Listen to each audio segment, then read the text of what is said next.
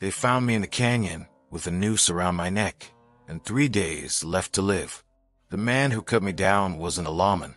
He was the outlaw I'd been hunting for 10 years, my father. And the town he dragged me to, it was already dead. We just didn't know it yet. These lands know pain better than joy. Every mark in the sand tells a story, but folks rarely listen. I saw this tale with my own eyes, like the crackle of a fire at night. The shadows of the past don't leave. You'd best listen close. Out here, it's the only way to survive. The Arizona sun doesn't forgive. It beats down on rock and flesh alike, indifferent to prayer or curse, burning everything beneath it to the same ashen shade of surrender. The canyon walls rose like cathedral spires on either side of me, their red sandstone faces scarred by centuries of wind and rain.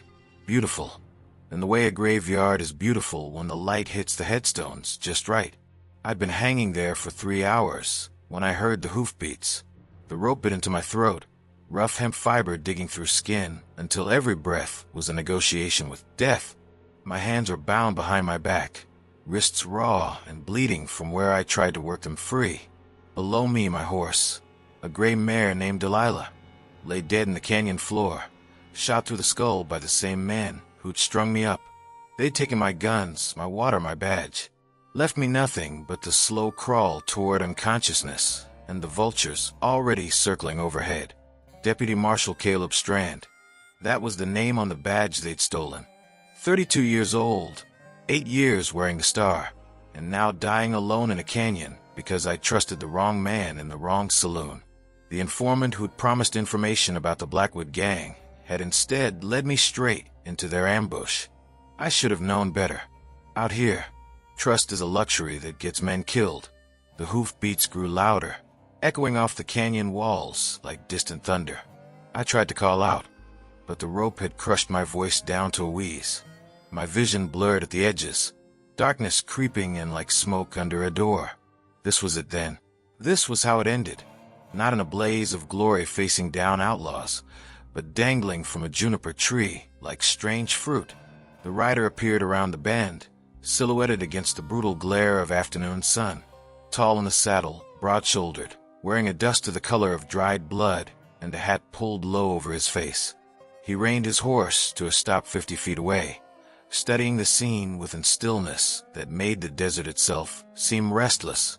For a long moment, he didn't move, just sat there watching me swing in the breeze, as if deciding whether I was worth the trouble of saving. Then he dismounted, movements fluid and practiced, and pulled a rifle from his saddle scabbard. My heart hammered against my ribs. If he'd come to finish the job, at least it would be quick. Better a bullet than this slow strangulation. But instead of aiming at me, he raised the rifle and fired once. The rope above my head snapped, and I dropped like a stone. The impact drove the air from my lungs, sent lightning bolts of pain through my shoulders.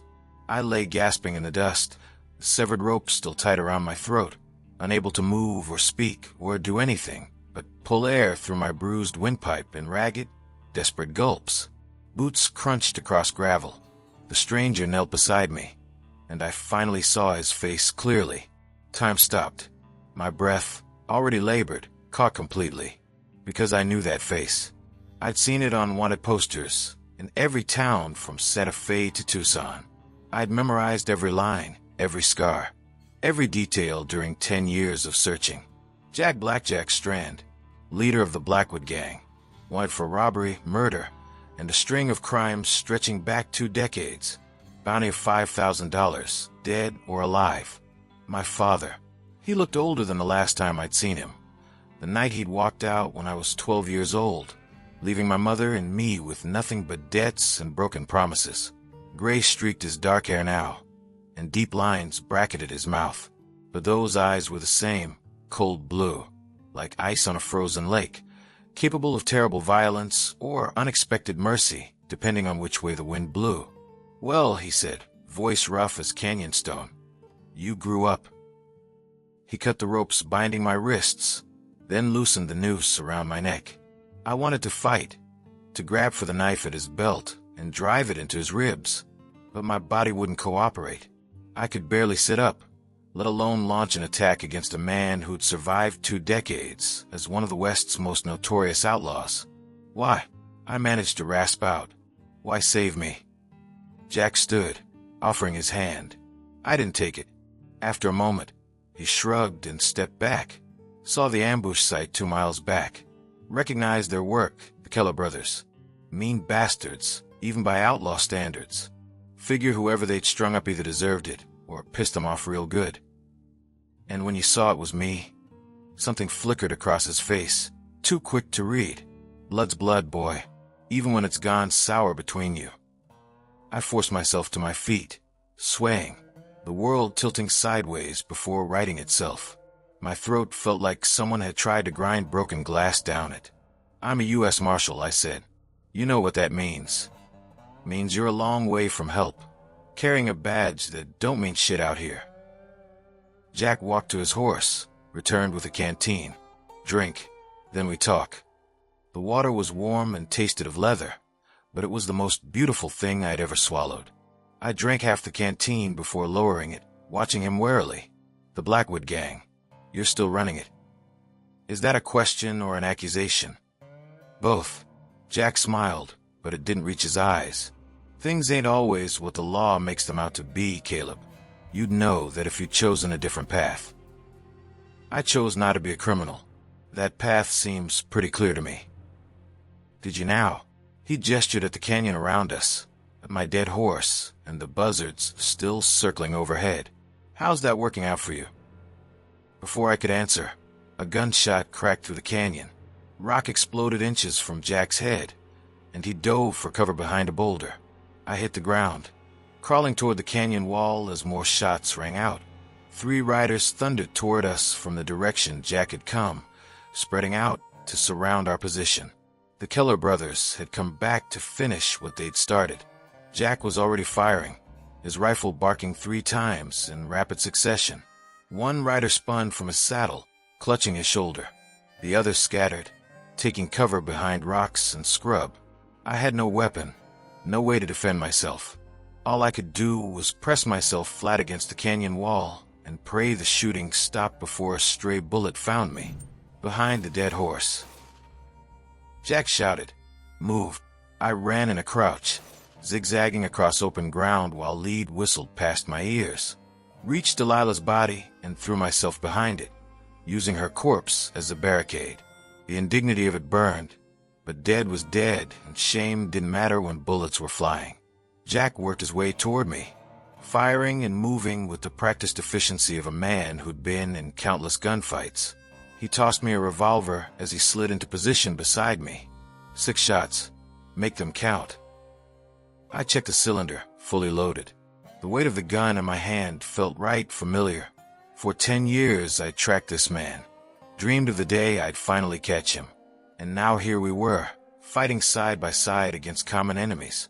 The irony would have been funny if it wasn't so damn tragic. "The one on the left is Tommy Keller," Jack said, reloading his rifle with swift, practiced motions. "Fast draw, lousy aim." His brother raised the one in the red shirt. "He's the dangerous one. 3rd man I don't recognize." "They're your enemies too." Made the mistake of telling them no when they wanted to join up. Some men don't take rejection well.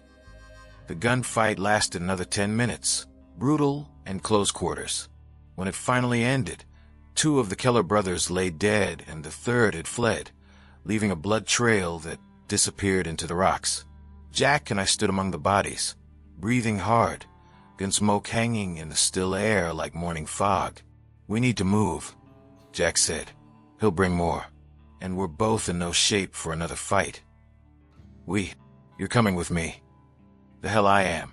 Soon as we're clear of this canyon, I'm arresting you." Jack laughed, a harsh bark of sound. "With what authority? Your badge is gone. Your horse is dead. You got no jurisdiction out here, boy. Just a gun in your hand and the choices you make with it." He mounted his horse, offered his hand again. This time, reluctantly, I took it. He pulled me up behind him, and we rode out of the canyon as the sun began its slow descent toward the western horizon. I'd spent a decade hunting my father. Now I was riding with him toward a destination he wouldn't name, in a land where law and justice were words men spoke, but seldom honored. The rope burns on my neck throbbed with every heartbeat, a reminder of how close I'd come to death. But as the canyon walls fell away and the desert opened up before us, vast and merciless and beautiful, I realized something that chilled me more than any noose ever could. I'd been hunting the wrong man all along. The real monster I'd been chasing wasn't the outlaw riding this horse. It was the part of myself that had always known I was his son. We rode through the night, Jack pushing the horse hard across terrain that would have killed a lesser animal. He knew this desert the way a sailor knows the sea. Every dry wash, every hidden spring, every shortcut through the maze of mesas and arroyos. We didn't talk. The silence between us stretched taut as a hangman's rope, filled with 20 years of unasked questions and unspoken accusations. Dawn found us at the edge of a valley I didn't recognize. Below, nestled against a backdrop of red cliffs, sat a town, but not like any town I'd ever seen. Perdition, Jack said, the first word he'd spoken in hours. Population changes daily. Some ride in, some ride out, some don't ride out at all. From a distance, it looked almost normal. A main street lined with buildings, smoke rising from chimneys, horses tied to hitching posts. But as we descended into the valley, the wrongness revealed itself. The buildings were too perfect, too new, their paint not yet faded by sun and wind. The people moving through the streets walked with the careful awareness of predators in a den of other predators. And there wasn't a single lawman in sight. Outlaw town, I said flatly. Sanctuary, Jack corrected, for those who need it. No law, no marshals, no bounty hunters stupid enough to ride in alone. And you run it. I founded it. Running it implies control. Perdition don't get controlled. It gets managed carefully by people who understand that peace between wolves requires sharper teeth than peace between sheep. We rode down the main street, and I felt every eye turned toward us. Dozens of wanted men and women, criminals I'd seen on posters, outlaws with prices on their heads that could make a man rich for life. They recognized Jack, nodded or tipped their hats respectfully, but they looked at me like I was a rattlesnake someone had brought to Sunday dinner. They know what I am, I said. They know what you were. Out here, what you were don't matter much is what you do now. Jack reined to a stop in front of a two-story building with a hand-painted sign, the Last Chance Saloon. Stay close. Don't draw that gun unless you plan to empty it. And for God's sake, keep your mouth shut about your badge. Inside, the saloon was crowded with the kind of people mothers warned their children about. Gamblers and gunfighters, claim jumpers and cattle rustlers. Women whose beauty was as dangerous as any blade. A piano player coaxed melancholy music from a scarred upright in the corner. The bartender, a mountain of a man with a scar bisecting his face from temple to jaw, nodded at Jack as we entered. Jack, heard you had trouble with the Kellers. Trouble's resolved. Need a room, some food, and a doctor who don't ask questions. The bartender's eyes flickered to me, taking in my rope-burned neck and the hollow look that comes from nearly dying. Room 3's empty. Doc Holloway's probably drunk, but he's usually functional by noon. Food will be up in 20 minutes. We climbed the stairs to a room that was surprisingly clean. A bed, a wash basin, a chair by the window overlooking the street. Jack poured water from a pitcher, handed me a cloth. Clean yourself up. You look like something the coyotes wouldn't eat. I washed my face and neck, the cool water a blessing against my bruised throat. In the cracked mirror above the basin, I saw my father standing behind me, watching with an expression I couldn't read. Why? I asked again. 20 years you've been gone. 20 years I've been trying to find you, arrest you, make you pay for what you did to us. And now you save my life and bring me to this. I gestured at the room, the town beyond. Why? Jack was silent for a long moment. Then, your mother. She died 3 years ago. Consumption. I got word too late to... He paused, jaw working. I couldn't make it in time. The world tilted. She's dead. Buried in Tucson, under the name she was born with, Margaret Perry. I paid for the stone. Made sure it was proper. I sat down hard on the bed, the strength going out of my legs. My mother, dead 3 years, and I'd never known. The marshals kept me moving, chasing leads and tracking criminals across territories so vast you could lose yourself in them forever. I'd written her letters, sent money when I could, but the distances between us had grown so wide that eventually I'd stopped expecting replies. The consumption, I managed. How long did she? 2 years, near as I can figure. She tried to work long as she could, but the sickness took her strength bit by bit. Toward the end, she was in a charity hospital. That's where she was when she wrote to me. She wrote to you after everything you did. People do strange things when they're dying. Make peace with old enemies. Seek forgiveness for old sins. Jack moved to the window, stared out at the street. Her letter was short. Said she was sick. Said she wanted to see me one more time before the end. Said she forgave me for leaving. Did you deserve her forgiveness? Hell no, but she gave it anyway, because that's who she was. He turned back to me, and for the first time I saw something raw in his expression, grief, maybe, or regret, so deep it had carved new lines in his face. She also said she was proud of you, that you'd become the man she'd always hoped you'd be. The words hit harder than any fist. I'd wanted my mother's pride, craved her approval, but I'd been so busy chasing my father's ghost that I'd let her slip away into death alone. The guilt of it sat in my stomach like a stone. Before I could respond, gunfire erupted in the street below. Jack moved to the window, hand dropping to his gun. Ah, hell. I joined him at the window. A group of riders thundered into town, maybe 20 strong, armed to the teeth, and riding with the confidence of men who'd never been told no. At their head rode a woman I recognized even from a distance, Cassandra Vale, leader of the Red Creek Raiders, wanted for more murders than I could count. This is bad, Jack muttered. You know her. Everyone knows her. Cass and I have an understanding. She don't bring trouble to Perdition, and I don't put a bullet in her pretty head. But this, he watched as the raiders spread out through the street, surrounding the saloon. This looks like trouble came anyway. The saloon doors crashed open. Cassandra Vale strode in like she owned the place. All leather and steel and dangerous beauty. She was maybe 40, with auburn hair pulled back in a severe braid and eyes the color of tobacco smoke. Twin revolvers hung at her hips, their grips worn smooth by years of use. The crowd parted for her, conversations dying as she passed. She stopped at the bottom of the stairs, looking up at our room with a smile that promised violence. Jack Strand, she called out. I know you're up there. We need to talk. Now. Jack sighed, checked his gun, and headed for the stairs. I grabbed his arm.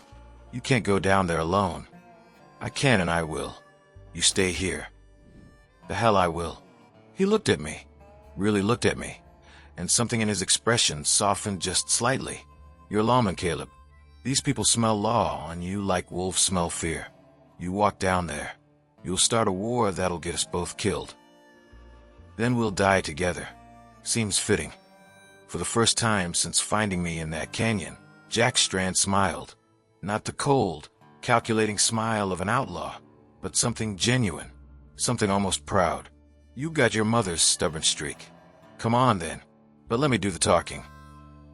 We descended the stairs together, father and son walking into a room full of killers. Cassandra Vale's smile widened as she saw me. Well, Jack Strand's traveling with a law dog now. Didn't think you'd fallen that far. He's with me, Jack said simply. That makes him off limits. Even in Perdition, Jack, some laws gotta be observed, and the law says marshals don't get to walk around breathing our air. She rested her hand on her gun. So how about you step aside, and we handle this the traditional way? The room went deadly quiet. Every outlaw present was watching, waiting to see if Jack Strand would sacrifice a lawman, even his own son, to keep the peace. Jack's hand didn't move toward his gun. Instead, he stepped forward, placing himself between me and Cassandra. The traditional way, he said slowly, is that Perdition protects those who come here seeking sanctuary. Don't matter what they were outside these borders. Inside, they get a chance to breathe without looking over their shoulder. He's hunted half the people in this room. And now he ain't. Now he's just a man trying to survive, same as the rest of us. Jack's voice dropped, dangerous and quiet. You want to test whether I'll defend that principle, Cass? Because I promise you, you won't like how that test ends. The silence stretched so thin it felt like glass about to shatter. Then Cassandra laughed, harsh and bright. You always did have balls, Jack. Stupid, stubborn balls. She stepped back, raising her hands in mock surrender. Fine, your law dog gets to live. But if he steps 1 foot outside Perdition, and I catch him, all bets are off. Fair enough. She turned to leave, then paused. One more thing. The Keller brother that got away. He's riding for Governor Ashford's private militia. Word is, the governor's tired of Perdition existing. Tired of having a place his law can't reach. He's gathering an army, Jack. And when he comes, he'll burn this town to the ground with everyone in it. She swept out, her raiders following. The saloon erupted in nervous conversation. Jack stood frozen, processing the information. I touched his shoulder. She's right. Ashford's been talking about cleaning up the territories for years, if he knows about Perdition. Then we got maybe a week before he shows up with enough guns to level this valley.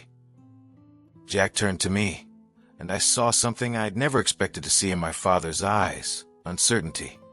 I built this place as a refuge, for people like me, who got nowhere else to go.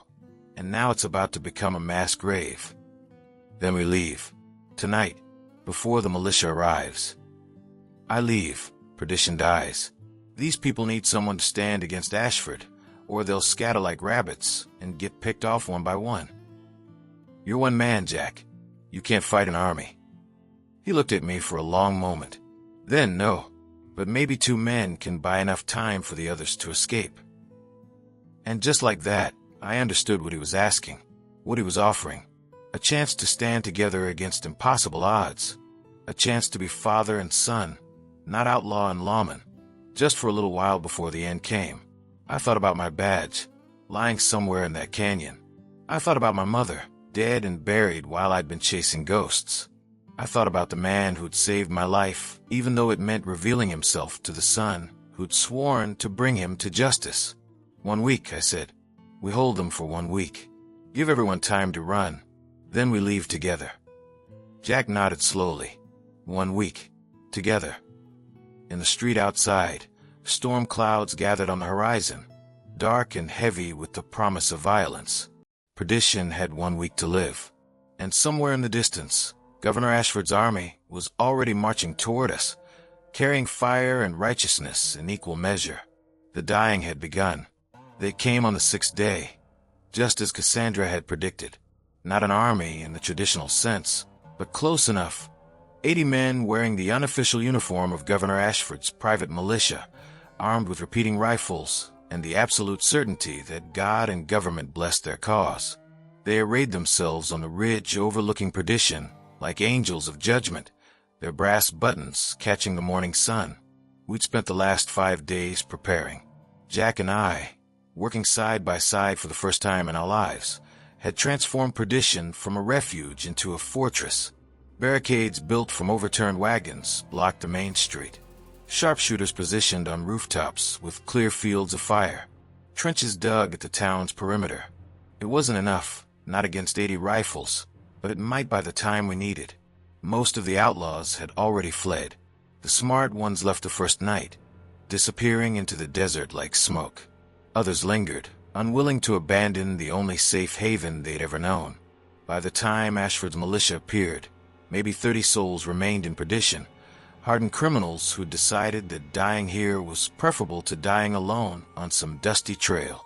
I stood on the roof of the Last Chance Saloon, watching the militia through a borrowed spyglass.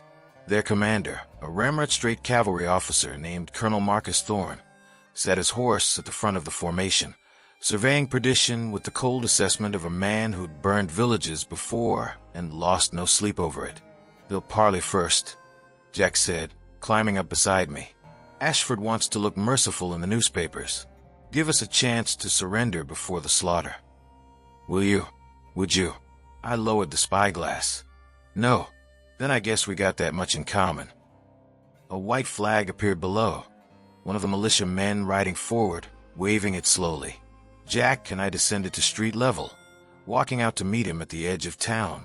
The messenger was young, maybe 19, with smooth cheeks that had never known a razor and eyes that had seen too much death for someone so green.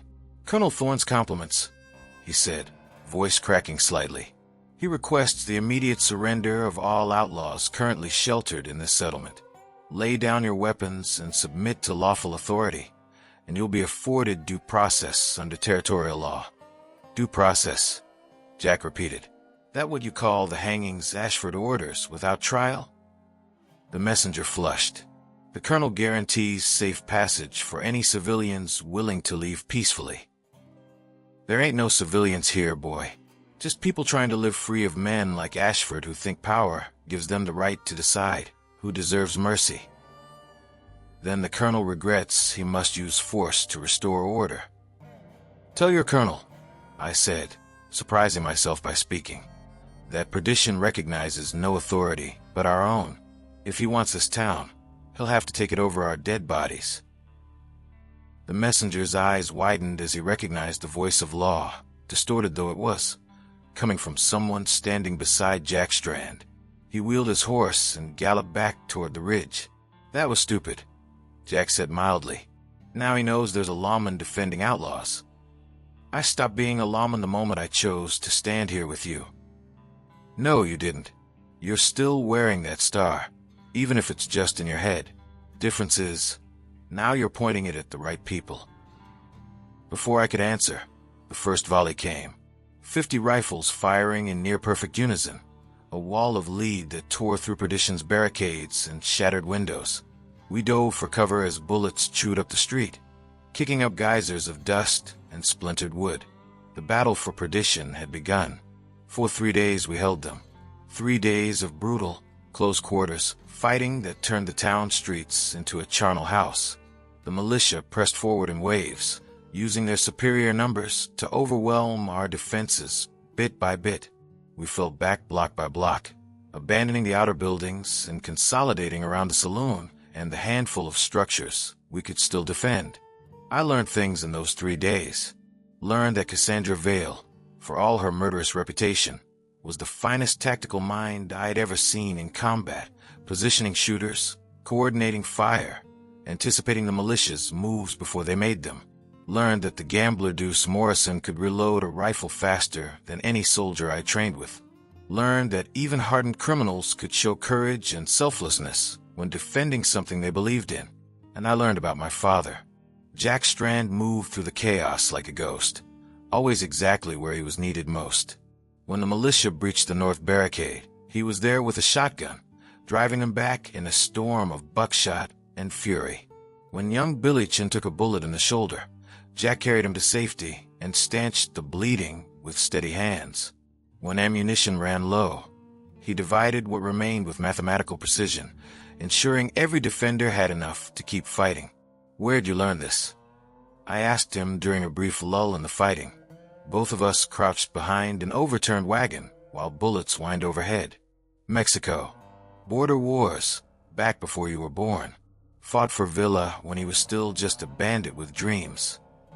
Jack reloaded his rifle without looking, hands moving through the motions automatically. Learned that wars ain't won by the side with more guns. They're won by the side that refuses to quit. "We're going to lose, Jack. You know that." "Probably. But losing don't mean we failed. We bought time. Most everyone got out. Whatever happens to us, we did that much." A bullet cracked past my ear, so close I felt its heat. I returned fire, saw a militiaman stumble. "I wish I'd known you," I said. "Really known you before all this." "You're knowing me now. Maybe that's enough." On the third night, Colonel Thorne changed tactics. Instead of frontal assaults, he ordered his men to surround the remaining buildings and wait. No shooting, no charges, just a slow constriction like a snake coiling around prey. By dawn of the fourth day, we were down to 15 defenders, holed up in the saloon with dwindling ammunition and no prospect of relief. Cassandra found us on the second floor, her face streaked with powder burns and blood. "They're bringing up cannon," she said flatly. "2 6-pounders. They'll level this building in 10 minutes. Then we surrender," I said. "No point dying for pride." "Speak for yourself, law dog." Her eyes were wild, feverish. "I ain't dying in a cage." "You won't," Jack said quietly, "because there's another way out." He led us to a back room I'd never noticed, moved a heavy bureau aside to reveal a trapdoor. Below, a tunnel stretched into darkness, an escape route he'd built when founding Perdition, insurance against exactly this scenario. Comes out half a mile north, in a box canyon with horses already waiting. Enough supplies to get you all to Mexico. Cassandra stared at him. "You planned for this, for Perdition to fall." "I planned for every possibility, including the one where stubbornness kills us all." He started pushing people toward the tunnel. "Move. You got maybe 5 minutes before those cannons start firing." One by one, the defenders dropped into the darkness. Deuce Morrison, Billy Chun, arm in a makeshift sling. The Garrett sisters, twins who'd robbed more banks than years they'd been alive. Cassandra hesitated at the entrance, looking back at Jack. "You coming?" "Someone's got to stay. Make them think we're still defending this place. Buy you time to get clear." "That's suicide. That's strategy. Now go." She went, leaving just Jack and me in the empty saloon. Outside, I could hear officers shouting orders, the creak of cannon wheels being positioned. The end was maybe minutes away. "You too," Jack said, gesturing to the tunnel. "Get out while you can. Not without you. Caleb, 20 years you were gone. 20 years I hated you, hunted you, wanted nothing more than to see you hang. And now that I finally understand who you really are, you think I'm going to run?" I picked up my rifle, checked the loads. We started this together. We ended together. For a moment I thought he'd argue. Then he nodded, something like peace settling over his features. "Your mother would have been proud." "Hell, I'm proud. Don't get sentimental. We've still got to survive the next 5 minutes." We took positions at opposite windows, rifles ready. Below, Colonel Thorne raised his hand. The cannon fired. The world exploded. I woke to silence and the smell of burning wood. My ears rang from the concussion, a high-pitched whine that drowned out every other sound. Dust hung in the air so thick I could barely see 3 feet ahead. Something heavy pinned my legs, a beam from the collapsed ceiling. I pushed against it, managed to shift it enough to pull free. "Jack," my voice came out as a croak. "Jack." He was 10 feet away, half buried in rubble. For a terrible moment I thought he was dead. Then I saw his chest rise, fall. I crawled over, started pulling debris away. His eyes fluttered open as I cleared the weight from his torso. "The tunnel," he managed, collapsed. The cannon fire brought down half the building. I helped him sit up, assessing for injuries. His left arm hung at an odd angle, broken or dislocated. Blood seeped from a gash above his eye. But he was alive. We both were somehow. Outside, voices. Militiamen moving through the ruins, searching for survivors. I pulled Jack into the deepest shadows, behind what remained of the bar. We huddled there, trying not to cough as smoke filled our lungs, while boots crunched through debris all around us. Nothing but corpses so far. "Check every corner. Colonel's orders. Want the leader alive if possible. Ashford wants a public trial." The voices faded. I waited until I couldn't hear them anymore, then risked a look. The saloon was gutted, its walls standing but its interior destroyed. Gray morning light filtered through holes in the roof. The main street beyond was a wasteland, every building damaged, some reduced to skeletal frames of charred wood. Perdition had been erased. "Can you walk?" I whispered to Jack. He nodded, teeth gritted against pain. I helped him up, and we picked our way through the wreckage toward the back of the building. The tunnel entrance was completely collapsed, tons of earth and timber filling what had been our escape route. But there was another way out, a gap in the rear wall, blown open by the cannon fire.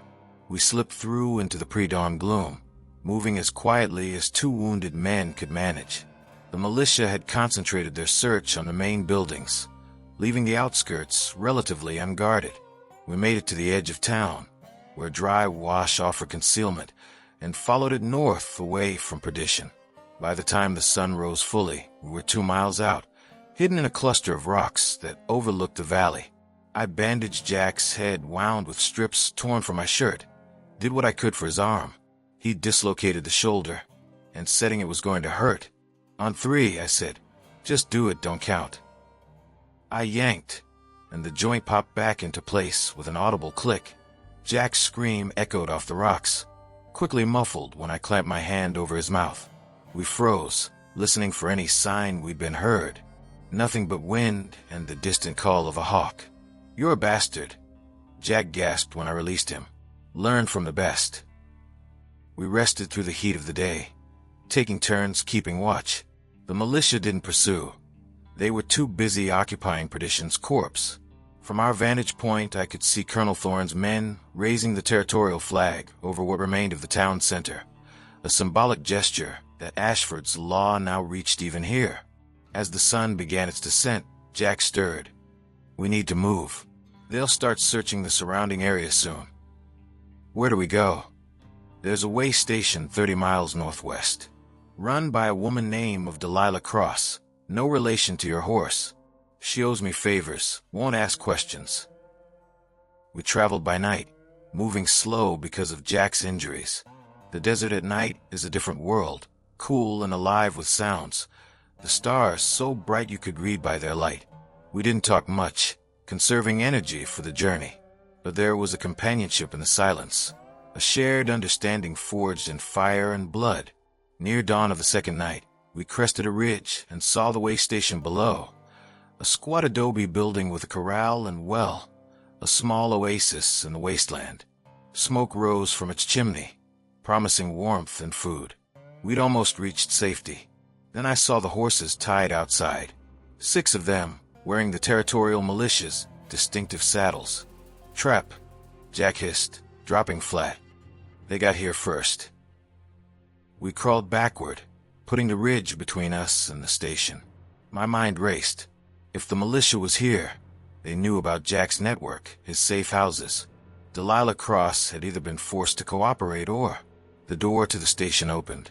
Delilah emerged, a handsome woman in her 50s, gray-haired and steel-spined, followed by Colonel Thorne and 2 of his officers. They were having a conversation, too distant for us to hear words, but their body language spoke clearly enough.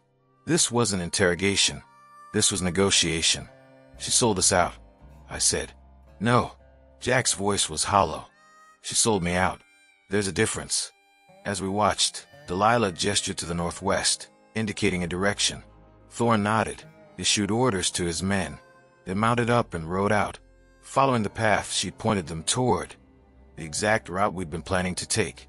"She thinks she's protecting herself," Jack said quietly, giving them me to save her station. "Can't blame her for that. This ain't a world that rewards loyalty." So we changed direction, head south instead of northwest. South is open desert, no water for 60 miles, and we got maybe a day's supply in the canteen. We'd be dead before reaching the border. "Then what do you suggest?"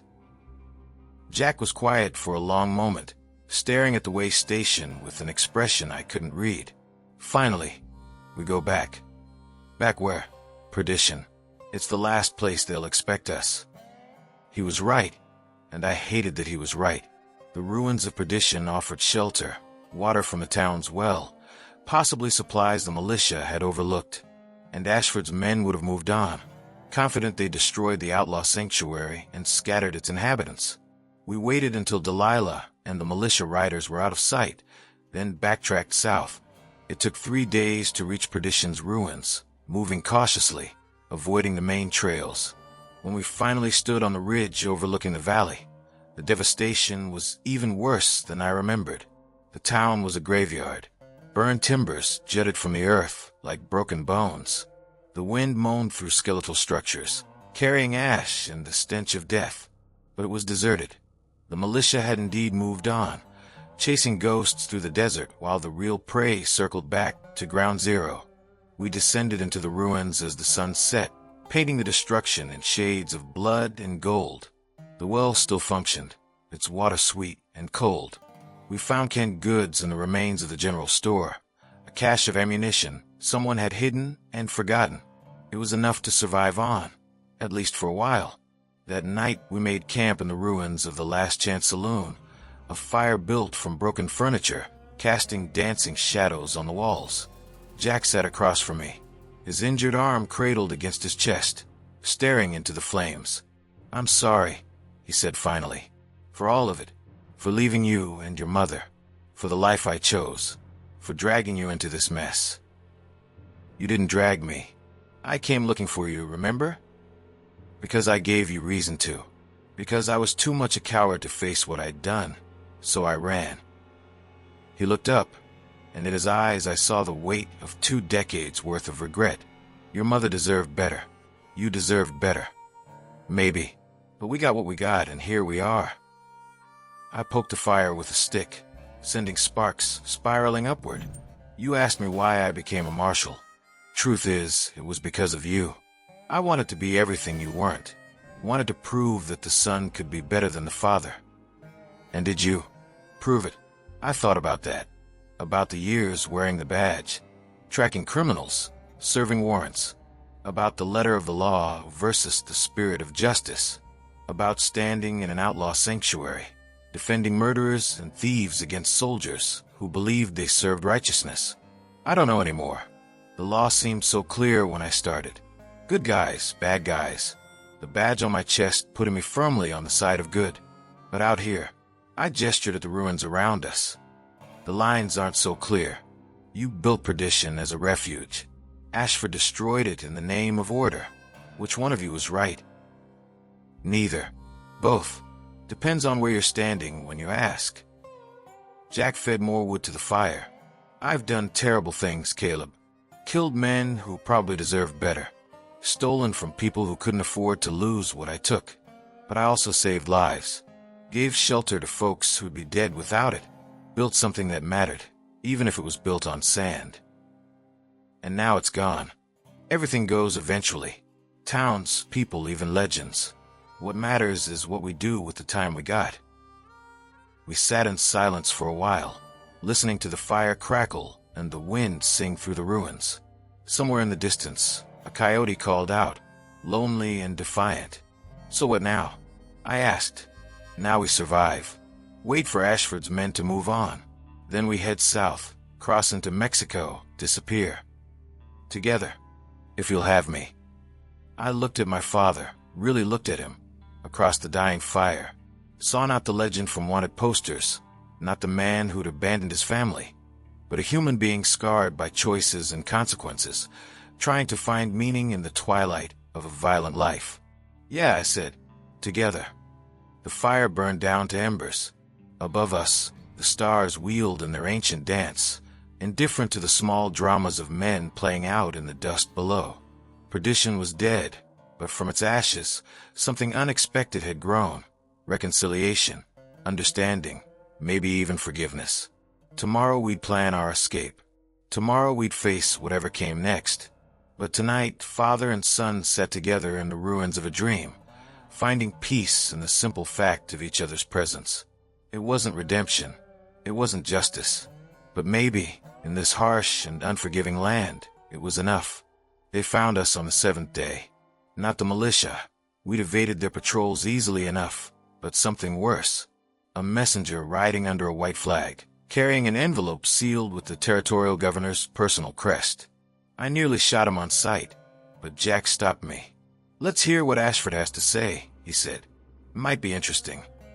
The messenger was an older man, civilian, with the nervous demeanor of someone who'd rather be anywhere else.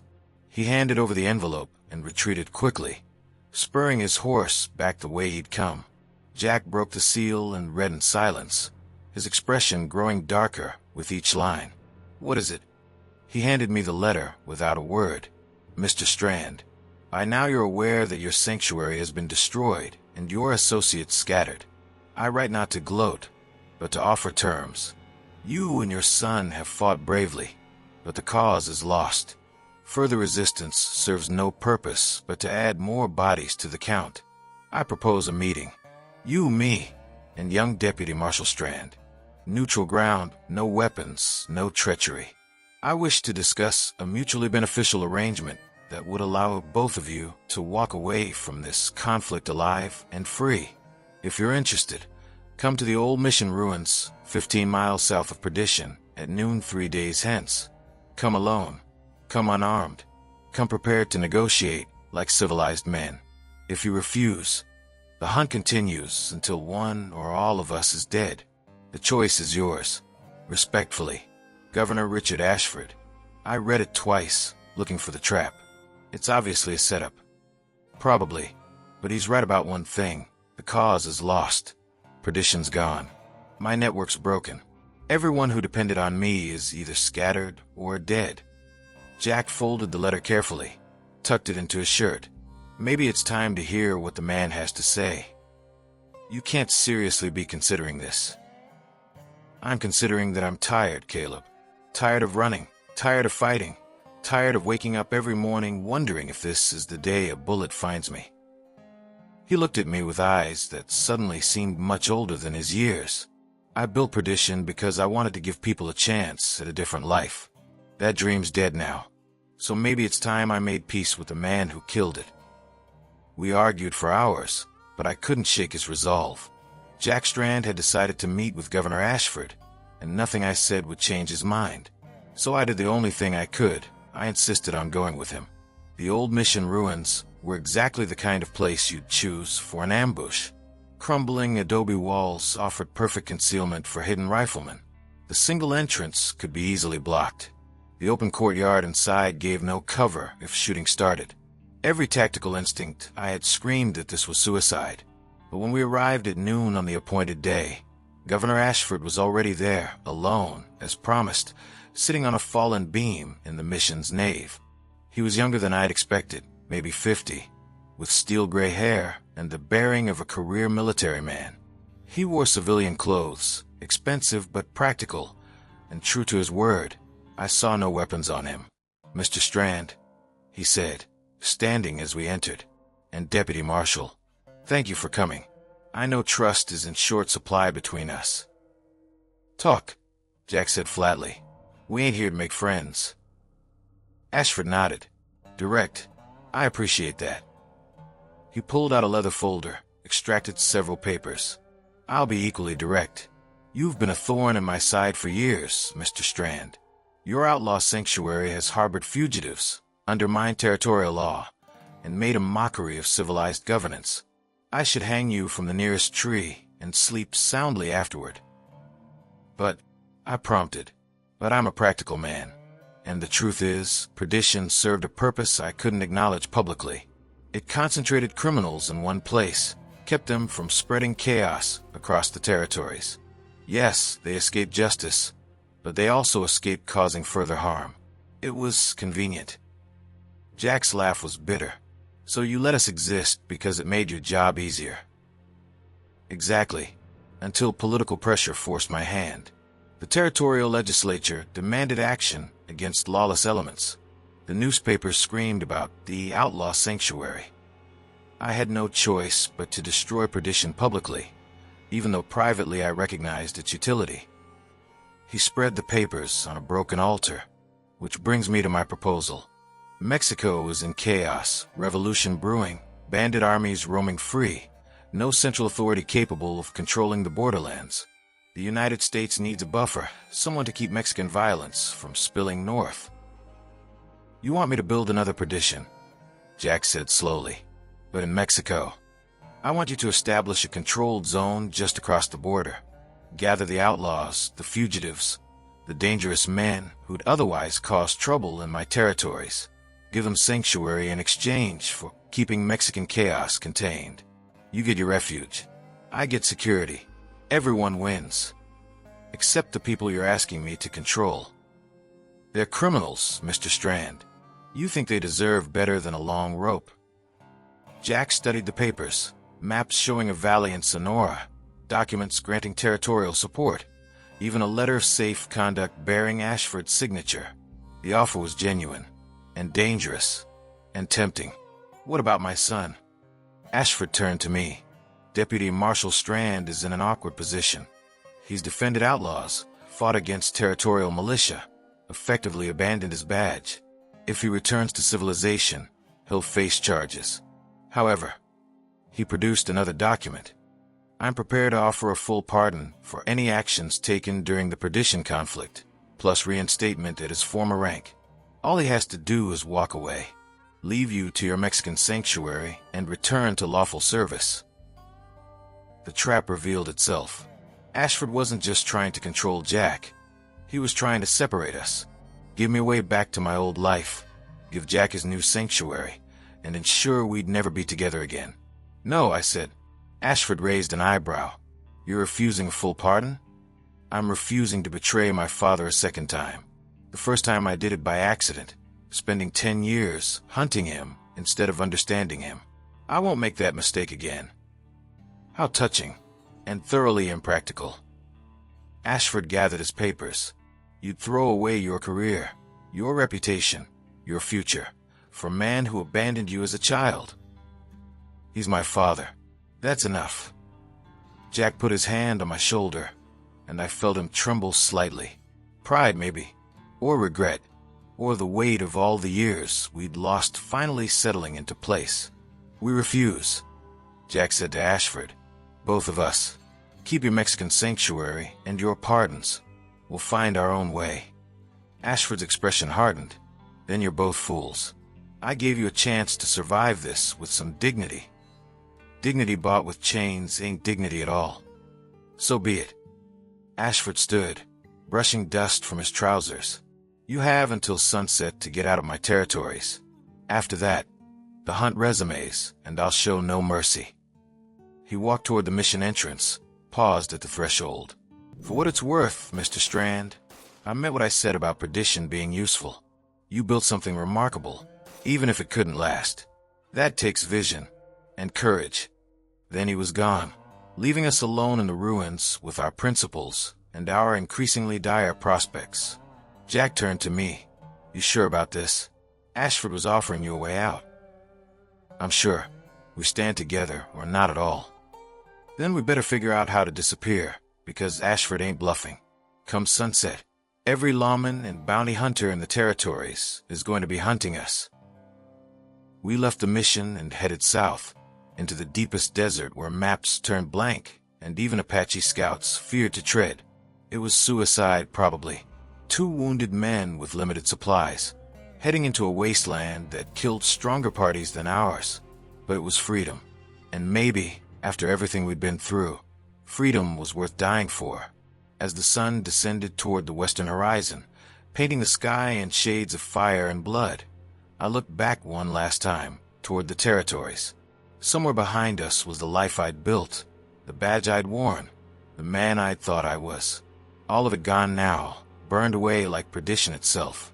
But beside me rode my father, and ahead lay Mexico and possibility and maybe, just maybe, a chance to build something new from the ashes of all we'd lost. The desert swallowed us whole, and we disappeared into its vastness like ghosts, leaving behind only questions and legends and the fading memory of a sanctuary that had dared to exist outside the law. We almost made it. 30 miles south of the mission ruins, deep in the Sonoran Desert, where even the rocks seemed to radiate heat like coals, our water ran out. We'd been rationing carefully, but the desert is an unforgiving creditor. It always demands more than you can pay. By midday of the second day, we were down to a few swallows of metallic-tasting liquid from the bottom of the canteen. Jack's injuries had worsened. The dislocated shoulder I'd reset kept slipping out of place, and the head wound had turned feverish. He rode hunched over his horse's neck, barely conscious, while I led both mounts through terrain that seemed designed specifically to kill travelers. Razor-sharp cactus needles, sun so intense it blistered skin through clothing, sand that shifted treacherously underfoot, threatening to snap a horse's leg with every step. I was hallucinating by the third day. Saw my mother standing in the distance, beckoning. Saw Perdition rebuilt and thriving, its streets full of people who'd found safety behind its walls.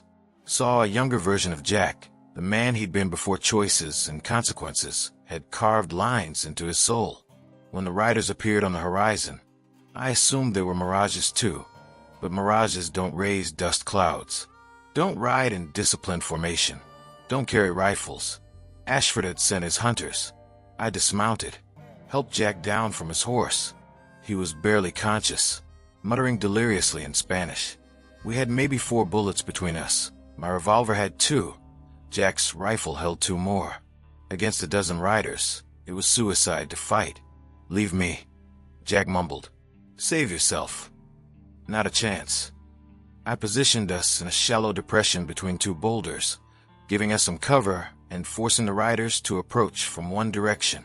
Loaded my revolver with shaking hands. Checked Jack's rifle, ammunition low, but functional. The riders came at a walk, confident in their numbers. At their head rode Colonel Thorne, the man who destroyed Perdition.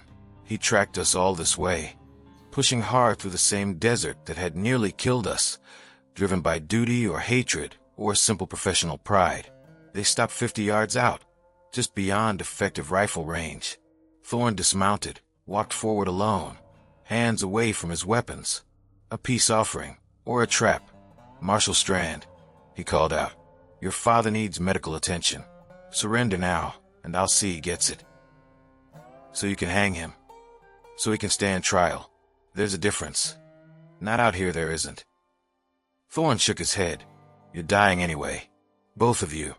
The desert's going to kill you slower and more painfully than any rope. Why not end this with some dignity?"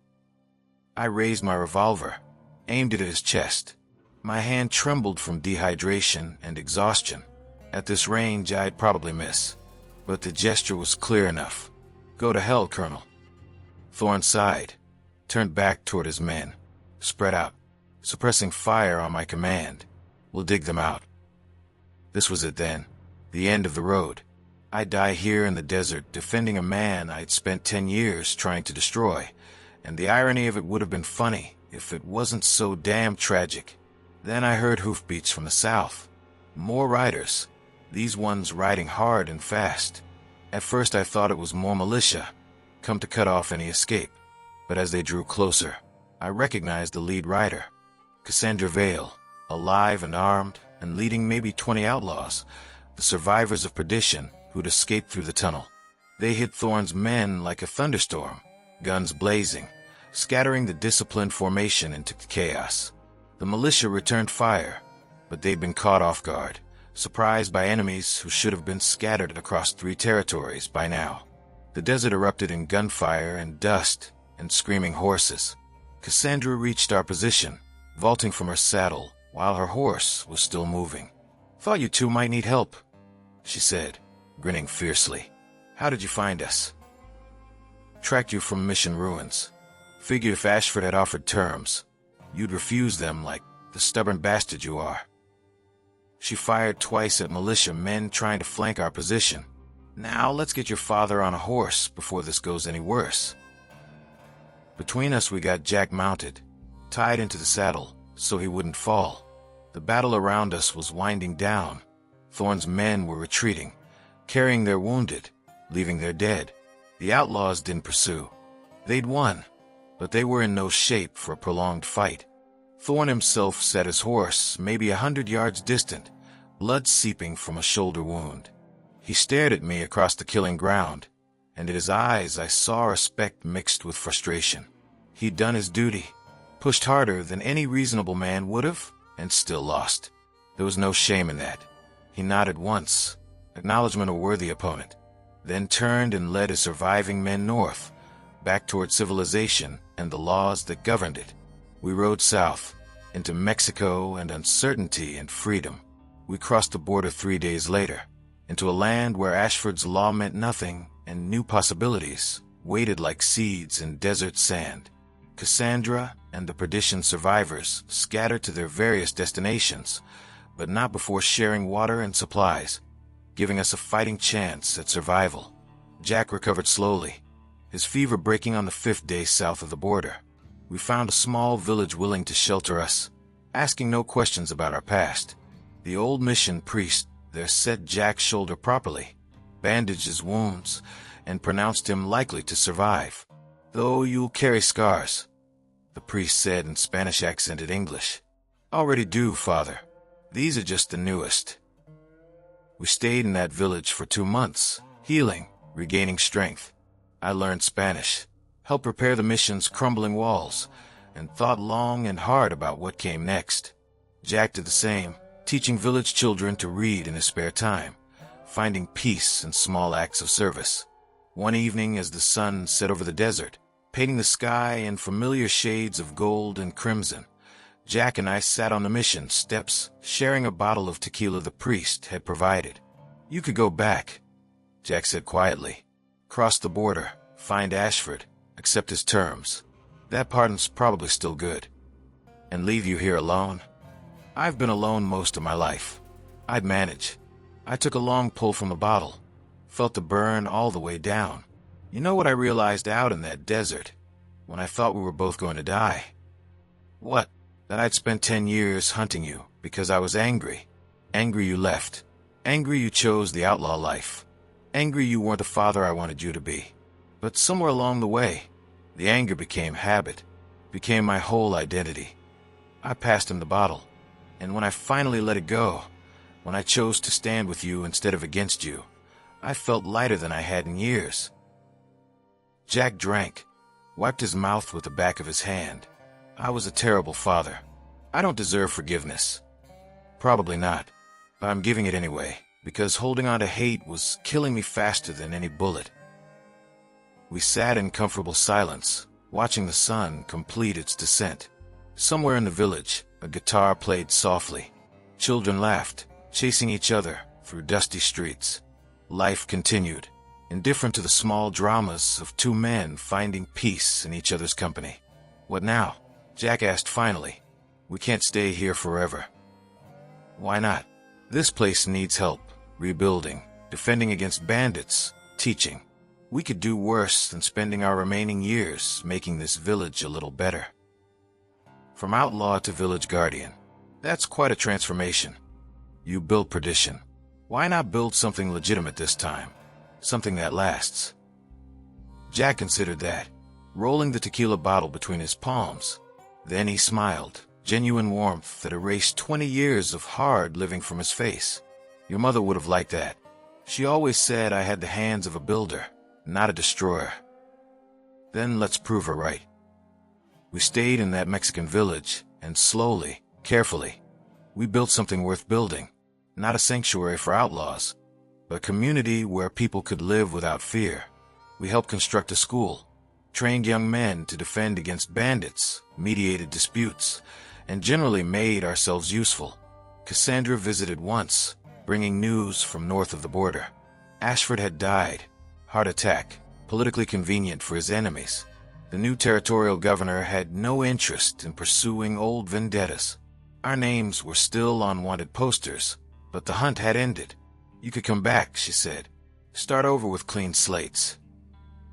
I looked at the village we'd helped build, at my father teaching children to read under the mission's arches, at the life we'd carved from nothing, and I shook my head. "We are starting over, just not there." She understood. She always did. 10 years later, Jack Strand died peacefully in his sleep, surrounded by people who'd known him only as the quiet American who'd helped rebuild their village.